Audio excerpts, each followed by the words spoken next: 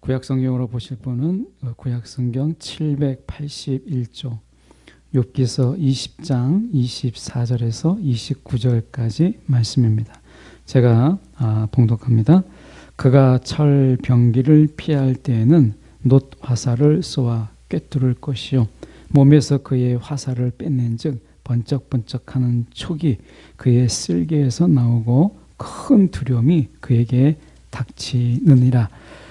큰 어둠이 그를 위하여 예비되어 있고 사람이 피우지 않는 불이 그를 멸하며 그 장막에 남은 것을 해치리라.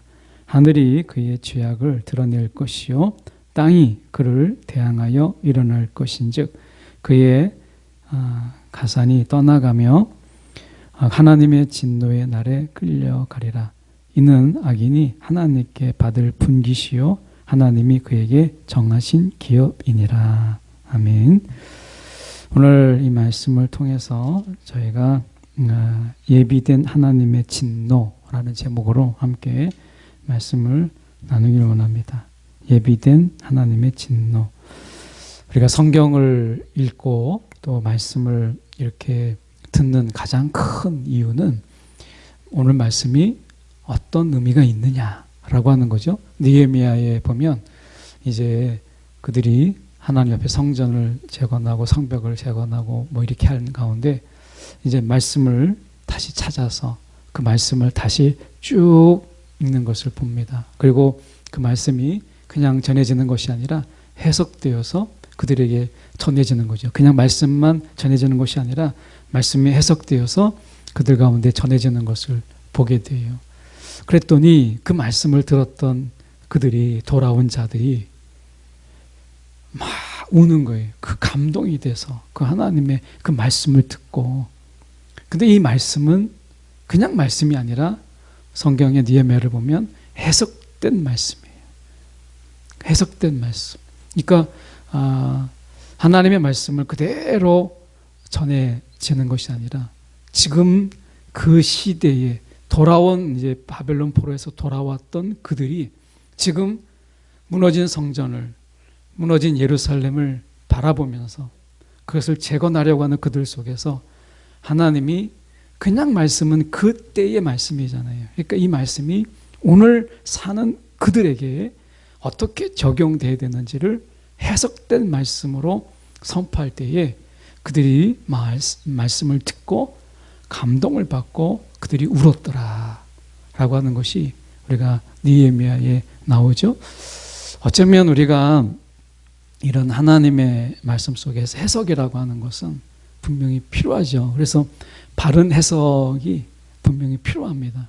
그런데 사실 성경은 우리가 해석하기 위해서 하나님께서 우리 가운데 주신 것은 아니죠. 하나님의 최종적인 이유는 이 시대에 우리가 적용하기 위해서. 해석은 다 잘했어도 우리가 적용이 잘못되면 차라리 해석을 못하는 것보다 더 위험할 수 있다는 것을 오늘 욥기서는 보여줘요. 그러니까 우리가 해석의 문제, 이 소발의 이야기인데요. 이 소발의 이야기는 하나도 소발의 이야기만 딱 떼서 놓고 보면 틀린 말이 없어요. 소발의 이야기가 딱 떼어 놓고 보면 틀린 말이 없습니다. 우리가 한번 소발의 이야기를 한번 귀를 기울여 볼까요? 말씀 속에서 저희가 보면 24절에 제가 이제 중간에 이렇게 잘랐는데 이렇게 보면 24절에 그가 철병기를 피할 때는 놋 화살을 쏘아 꿰뚫을 것이요 이렇게 돼 있어요. 그러니까 이 말씀이 뭐냐면 악인은 결코 어디에 가도 안전한 곳은 없다. 그러니까 악인에게 있어서는 안전은 없어요. 근데 악인이 가장 원하는 게 뭐죠? 자기의 피할 곳, 자기의 안전한 거처, 막 이런 거잖아요.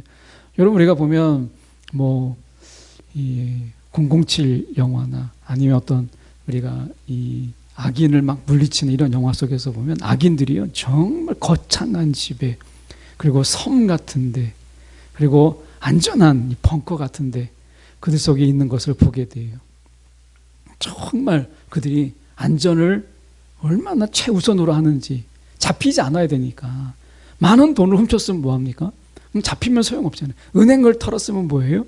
이걸 내가 지키고 있는 게 중요하잖아요. 그래서 그들은 안전한 피난처가 가장 중요하고, 그리고 남이 접근할 수 없는 그런 거처, 안전한 곳, 이것을 가장 원합니다. 그러니까 막 그 영화 속에서 보면 남들이 들어오지 못하도록 섬 같은 데다가 CCTV에다 그것도 모자라서 총을 든 그런 어떤 이 파수꾼처럼 세워놓잖아요.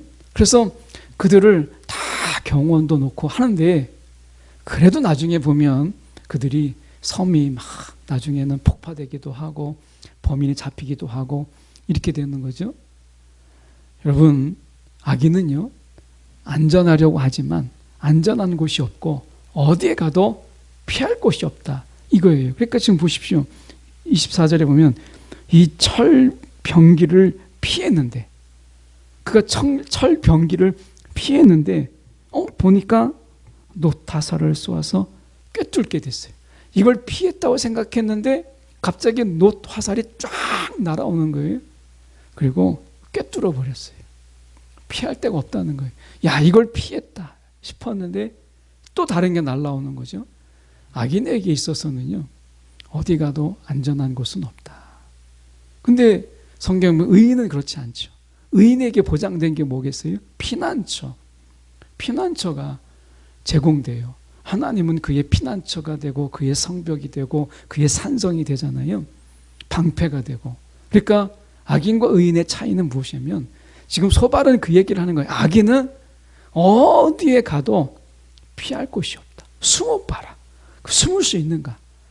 이게 맞잖아요. 만약에 이 소발의 이야기가 틀리다면 하나님은요, 주무시고 계시는 거예요.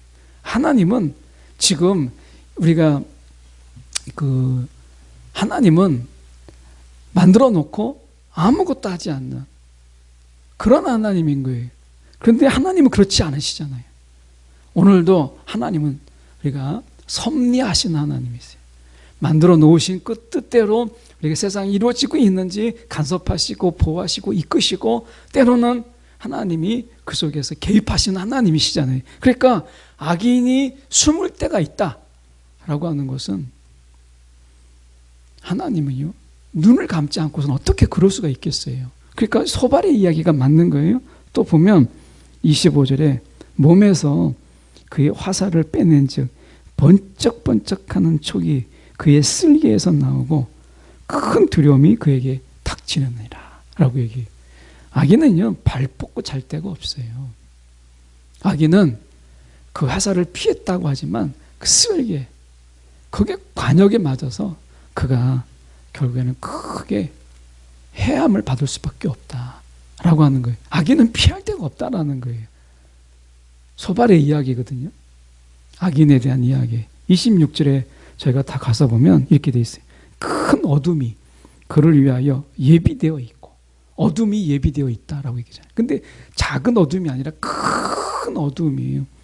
이 큰 어둠은 사람에게 공포와 두려움을 줘요. 두려움, 어둠이라고 하는 거. 우리가 이렇게 빛 가운데 있으니까 그렇지, 우리가 다 칠흑같이 어둠 속에서 여러분 있다고 생각해 보세요. 여러분 얼마나 무섭습니까? 그 필리핀 선교를 갔을 때 거기는 이제 저녁에 다 일 마치고 거기다 농사를 지니까 낮에는 아무도 없어요, 마을에. 그러니까 다 농사를 지고 가족 농사를 짓다 보니까 아이들은 또 학교에 가고, 그래서 이제 밤에 집회를 하거든요. 밤에 집회를 하면 이제 집에 가는 동안에 외등이라는 게 없으니까, 그러다가 이제 한 아이가 이제 랜턴을 보통 들고 오는데 보통 랜턴도 없는 아이들이 있어요. 돌아가다가 이 길이 정말 이거보다 더 좁아요. 이거보다 이 좁은데 사람 하나 다닐 정도 되는데, 아이가 그 동네 아이인데 발을 헛디뎌가지고 떨어진 거예요. 굴러가지고 부상을 입었어요. 그래가지고 다시 아이들이 그 아이를 집에다 데려다 줄 수가 없으니까 교회로 다시 업고 온 거예요. 저희가 급하게 막 약도 발라주고 붕대도 발라주고 해서 저희가 이제 몇 명이 랜턴을 큰 걸 해가지고 아이를 데려다 준 적이 있는데, 익숙하지만 어둠 속에서는요, 장사가 없어요. 예, 어둠 속에서 우리가 그 아이가 그 길을 얼마나 많이 다녔겠어요. 그런데 그 아이가 넘어져서 부상을 입더라고요. 어둠은요, 두려움이에요. 볼 수 없다는 두려움. 이 두려움이 얼마나 큽니까? 그래서 큰 어둠이 그를 위하여 예비되어 있고 사람이 피우지 않는 불이 그를 멸하며 그 장막에 남은 것을 해치리라. 여기서 보면 어둠과 불은요, 그에게 있어서 어떤 것이냐라고 하는 것을 우리가 볼 수 있는데, 이것은 하나님이 정말 그들을 파멸시키는 하나님의 도구로서 하나님이 쓰시는 거예요. 그러니까 어둠과 불은 대표적인 대조되잖아요. 불은 밝은 것인데 어둠이 있어요. 근데 밝은 것인데 볼 수는 있는데 불태우는 것이에요. 그래서 물론 이제 이 불은 하나님의 임하심을 우리가 이야기하는 것도 하지만 이것은 심판의 불이거든요. 그러니까 어둠과 불이 그들 가운데 하나님이 어떻게 보면 파멸시키는 도구로서 하나님이 쓰시는 거죠. 우리가 더군다나 우리가 보면 27절에 보면 우리가 하늘이 그의 죄악을 드러낼 것이요 땅이 그를 대항하여 일어날 것인지 이렇게 되어 있어요. 우리가 하늘과 땅은 하나님의 임재를 우리가 드러낼 때 쓰기도 합니다. 땅이 진동하고 하늘이 막 우리가 우레를 내고 뭐 비를 내리고 하면서 하나님의 임재를 드러내잖아요. 자연이. 그런데 여기서는 하나님이 지금 그들의 죄악을 드러내는 증인으로서 지금 보면 하늘이 그의 죄악을 드러낼 것이라고 얘기하잖아요. 하늘이. 하늘 안에서 숨을 수 있는 자가 어디 있어요? 하늘에서 다 내려다보는 거예요. 하늘에서 다 지켜보는 거예요. 그래 하늘에서 피해서 뭐 지붕 안에 숨어 있다 할 때 땅이 그를 대항하여 일어날 것이죠. 사람이 이 땅에 살면서 하늘을 피한다 한들 땅을 피할 수 있겠습니까? 하늘과 땅에서 어디도 피할 수가 없는 거예요. 그러니까 하늘과 땅은 그의 죄악을 드러내고 그를 대항하여 일어날 것인자라고 하는 것은 악인들의 증인들이 너무 많다는 거죠. 악인이 그 악을 감출 때가 아무 데도 없다는 거예요. 그러니까 소발의 이야기는 여기까지 보면요, 너무나 정확한 거예요. 여기까지 보면. 그리고 나서 하나님의 진노의 날에 끌려가리라. 하나님이 악인들에 향하여서 하나님이 분명히 진노하시죠. 너무나 정확한 이야기. 소발의 이야기는요, 아무런 하자가 없어요. 여기까지는. 근데 문제가 무엇이냐? 이것이 적용을 누구에게 하고 있느냐? 욥에게 하고 있다라고 하는 것이 문제죠. 여러분, 우리가 이 해석을 하는 부분 속에서 잘못된 해석은요, 반드시 잘못된 적용을 가지고 와요. 그런데 잘된 해석이라 할지라도 여러분 잘못된 적용이 있을 수 있기 때문에 해석이 곧 적용은 될 수 없어요. 그래서 우리가 해석의 지혜가 필요하듯이 적용의 지혜가 필요한 거예요. 적용의 지혜가. 어쩌면 이 시대에는 우리가 해석은 정말 우리가 해석을 하는 데 있어서의 도구들은 정말 많아요. 웬만큼 여러분 서점에 가도 성경에 연구할 수 있는 그런 교재들도 많고, 지금은 성경의 해석에 관해서 이렇게 보면 저는 잘 보지 않습니다만은 뭐 CBS나 CTS 이런 방송들 속에서 이렇게 보면 제가 한번 보니까 이 한 교수님이 제가 볼 때는 그분이 제가 만난 거는 해플 트리니티 거기에서 그분을 만났는데 그분이 방송에 나와가지고 거기에서 그때 민수기를 이렇게 강의하고 있더라고요. 한 절 한 절을 민수기로 강의식으로 나가면서 강의하더라고요. 원래 그분이 구약학 전공이었거든요. 그래서 제가 해플 트리니티에서 그분을 한번 본 적이 있는데 이제 어느 순간에 그분이 이제 그만두고 방송에 전념하고 있는지는 모르겠지만은 그 시간에 이제 나와서 학생들을 가르치고 하면서 민수기 강의하는 걸 봤어요. 여러분, 제가 보니까 방송의 프로들을 이렇게 보면 웬만큼 이제 방송만은 이제 하루 종일 기독교 방송이나 아니면 이제 보통 이제 CBS나 CTS가 강의를 좀 많이 하잖아요. 그렇게 보면 우리가 가만히 듣고만 있으면 해석에 관한, 성경의 해석에 관한 부분들은요, 많은 도움을 받을 수 있어요. 물론 이제 검증된 해석이 필요하겠지만, 그렇지만 우리가 어느 정도 방송에서 검증된 자들의 그런 방송만 보면 해석에 관한 부분들은요, 얼마든지 우리가 도움을 받을 수 있다라고 하는 거예요. 그래서 이 땅에 소발 같은 자들이 참 많아요. 성경을 잘 알고 있는 거예요. 성경의 해석에 관한 부분도 꽤 수준 있게 아는 분들이 꽤 많아요. 지금은 우리가 바이블 칼리지라든지 웬만한 교회에서 성경 공부도 하고 그러다 보니까 성경에 대해서 우리가 좀 더 폭넓게 성경의 해석에 관해서도 다양하게 하는 것을 보게 됩니다. 근데 문제가 무엇이냐면, 물론 우리가 해석이 다 바르다 이렇게 볼 수는 없죠. 그런데 우리가 해석에 관한 부분을 좀 뒤로 한다면, 해석에 도움을 받을 수 있는 곳이 정말 많다고 본다면, 소발의 문제점이 무엇이냐면 해석의 문제가 아니라 적용의 문제라는 거예요. 적용. 그러니까 우리가 해석을 다 하고 나면 적용에 관해서는 좀 더 긴장을 풀고 느슨하게 하는 경우가 참 많아요. 그런데 오늘 소발의 경우 속에서 보면 우리가 이 적용이 해석만큼이나 긴장해야 되고 하나님의 지혜를 구해야 되고 그리고 하나님의 인도함을 구해야 될 게 바로 적용이다라고 하는 것을 보게 돼요. 자, 말씀에 다시 저희가 가서 보면 이렇게 말씀할 수 있죠. 제가 보시면 우리가 26절에 보면 큰 어둠이 그를 위하여 예비되어 있고 이렇게 되어 있어요. 그를 위하여. 이 그를 위하여라고 하는 것은 소발을 이야기할 때는 이게 악인이란 말이죠. 그러니까 지금 소발은 이야기할 때 지금 누구를 염두에 두고 하는 이야기예요. 이 말씀이 큰 어둠이 그를 위하여 예비되어 있고, 이 말의 소발은 그 대신에 악인을 넣은 게 아니라 여기에 지금 누굴 넣은 거예요? 지금 욥을 넣은 거죠. 그래서 큰 어둠이 욥을 위하여 예비되어 있고 이렇게 되어 있어요. 그러니까 적용이 지금 욥을 향하여서 항하고 있다라고 하는 것을 우리가 보게 되고 있는 거죠. 그러면 정말 하나님이 그를 위해서 어둠을 정말 준비하셨느냐? 하나님이 그를 위해서 정말 불을 하나님이 준비하셨느냐? 라고 하는 부분에서 소발이 그걸 확신할 수 있을까요? 그건 아니잖아요. 욥이 곧 악인이다 라고 하는 것을 어떻게 지금 소발이 이렇게 지금 단정 짓고 있는 거죠? 지금 보면 29절에 그거잖아요. 29절에 보면 이렇게 얘기하는 거예요. 이는 악인이 하나님께 받을 분깃이요 하나님이 그에게 정하신 기업이니라 라고 얘기해요. 이 분깃과 기업이라고 하는 것은 우리가 의인들에게도 똑같이 쓰는 그런 말이잖아요.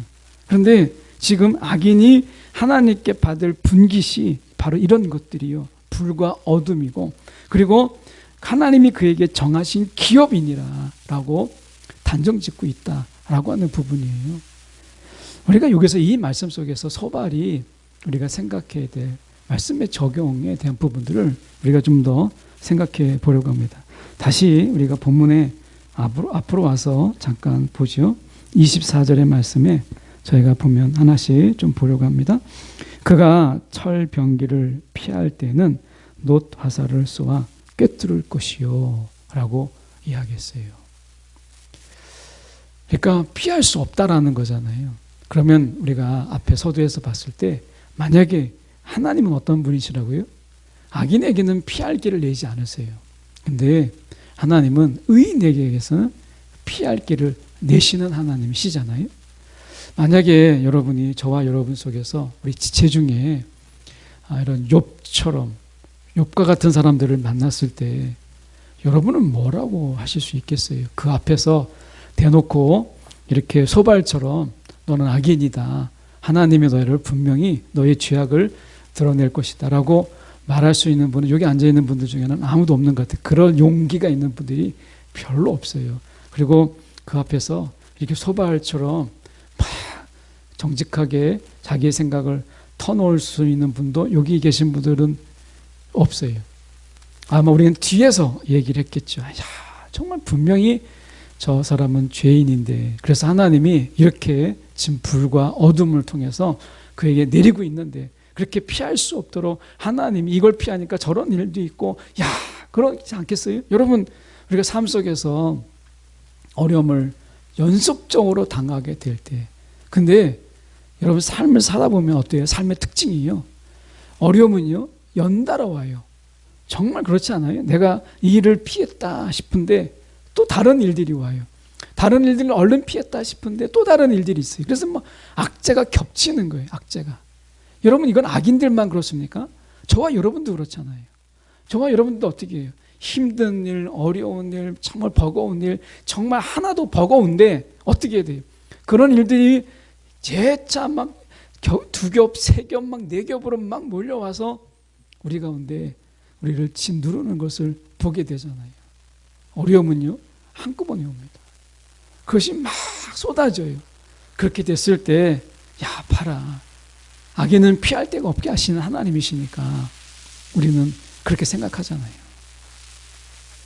여러분, 우리가 생각해 볼 때 이걸 우리가 분별할 수 있는 지혜가 정말 있을까요? 여러분 어떠세요? 마치 욥과 같은 사람을 만났을 때 내가 소발이 되지 않을 가능성, 여러분 내가 소발은 아니고 정말 욥을 이해할 수 있고 그렇게 욥에게 정말 위로할 수 있는 그런 자라고 여러분 자신하실 수 있겠습니까?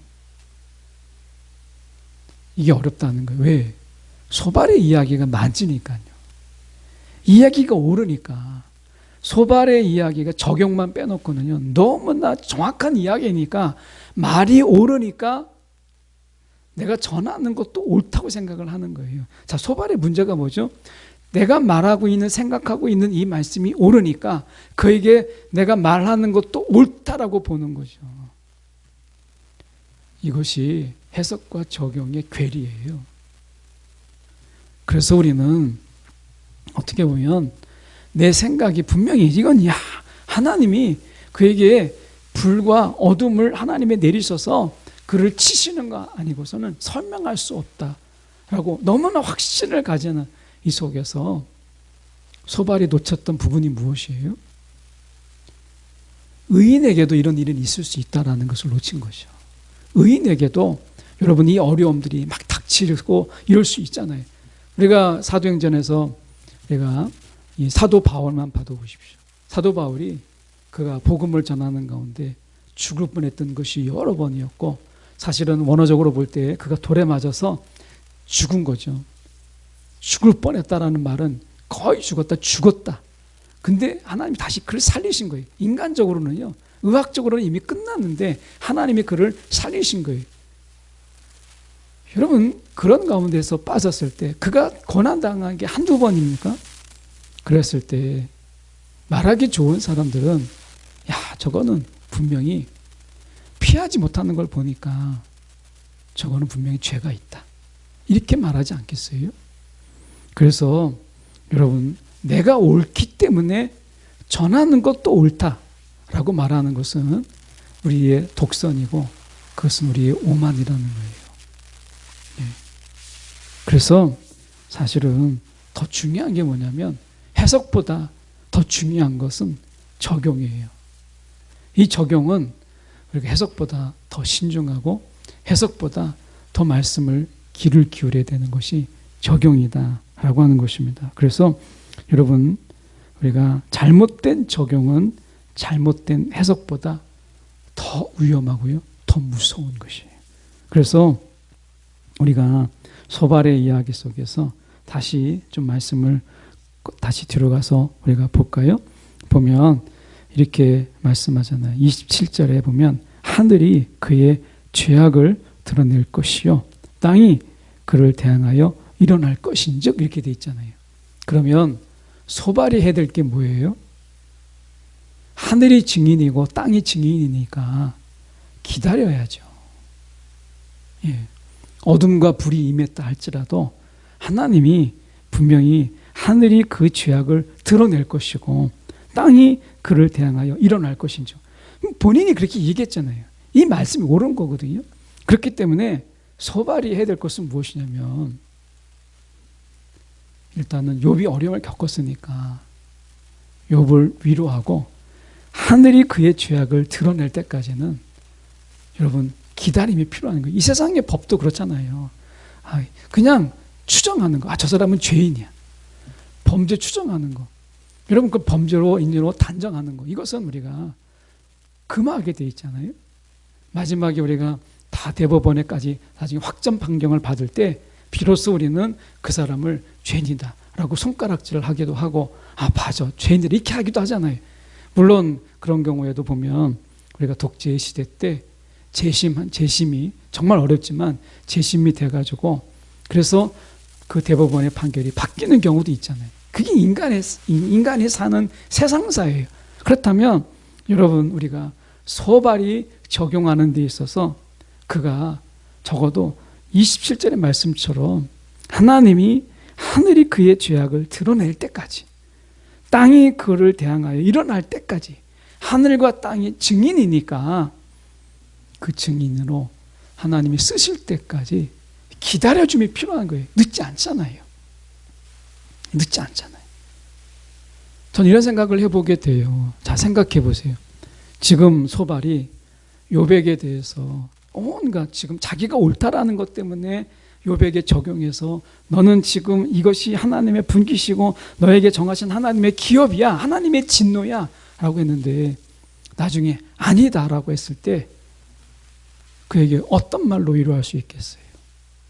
그런데 지금 기다리는 속에서 위로할 때 하나님이 그것을 통해서 죄악을 드러내고 그것을 통해서 땅으로 하나님이 증인 삼아서 그의 죄악을 드러냈어요.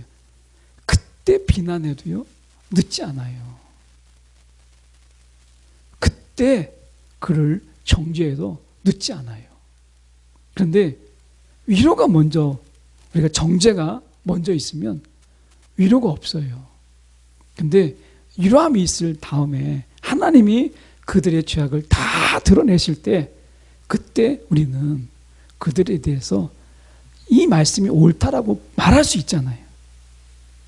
그래서 기다림이 필요한 거예요. 기다림.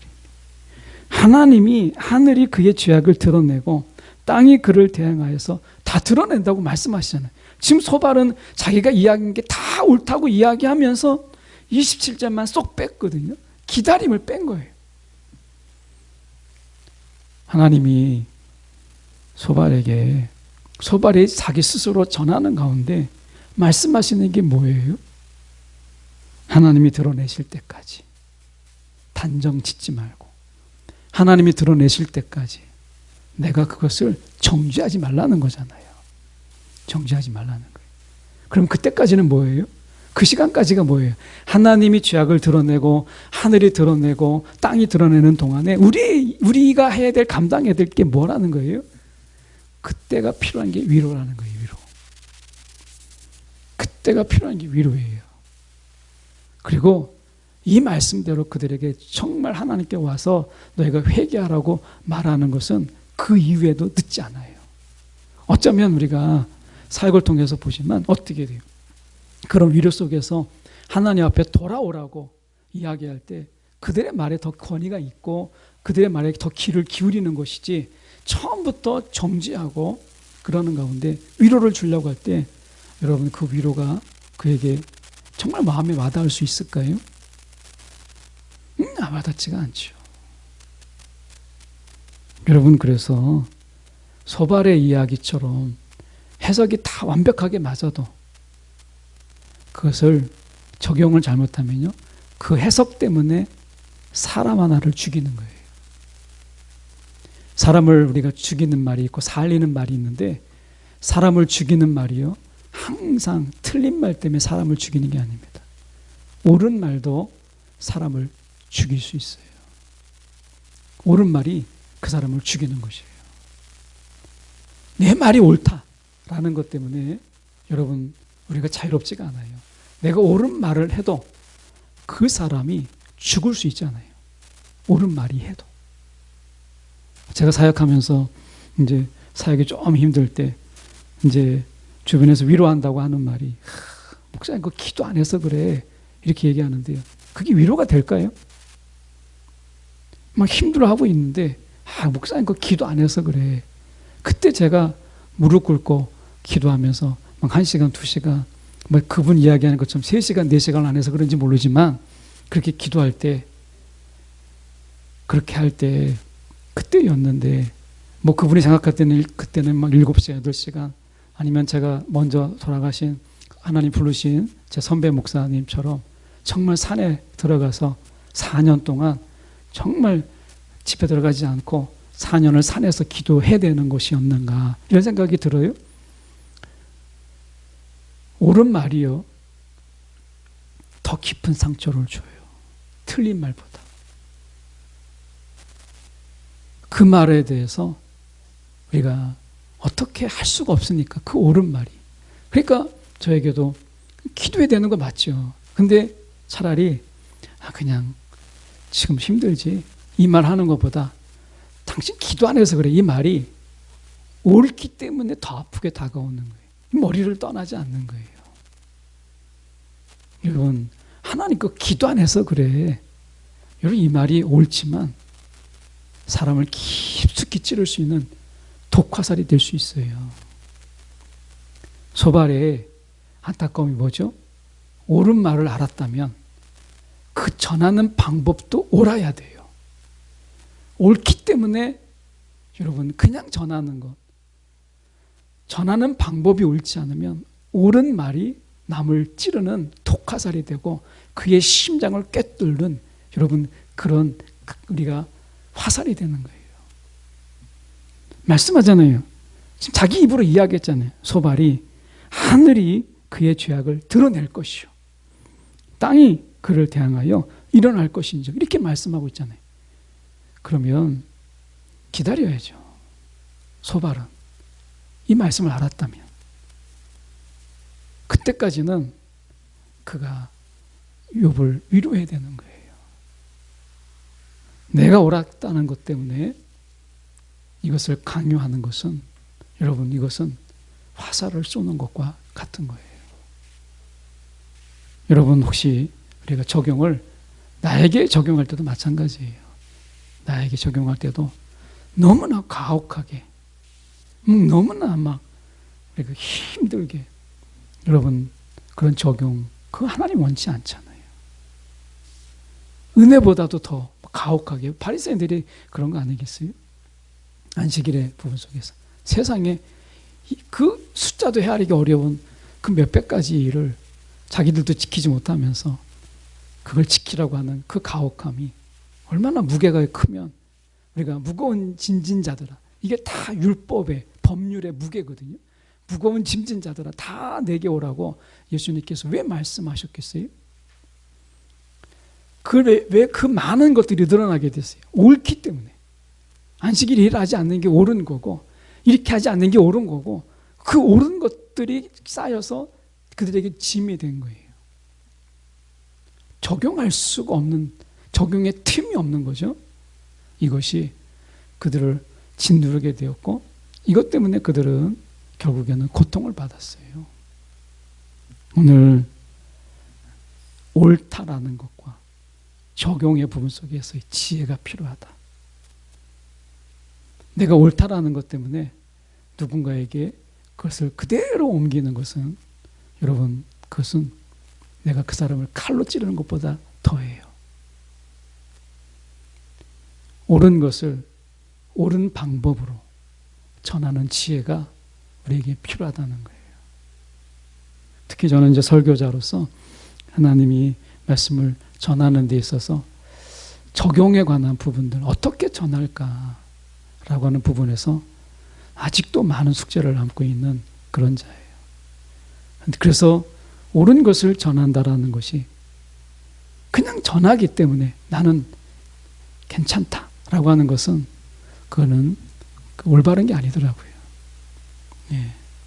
오늘 이 시간 여러분 하나님의 말씀을 전할 때 소발이 전한 그대로 하나님이 드러내실 때까지는 정죄가 아니라 위로다라고 하는 것을 좀 기억하는 저 여러분 되기 원하고 오늘 제목이 예비된 하나님의 진노예요. 예비된 하나님의 진노. 예비되었을 때 하나님의 진노가 타당한지 하나님의 진노가 합당한지를 드러내시거든요. 우리는 그때까지는 우리가 그를 품고 위로하고 그리고 같이 아파하는 이런 마음의 자세가 더 필요하다라고 하는 것이죠. 오늘 함께 말씀을 나눴습니다. 기도하겠습니다.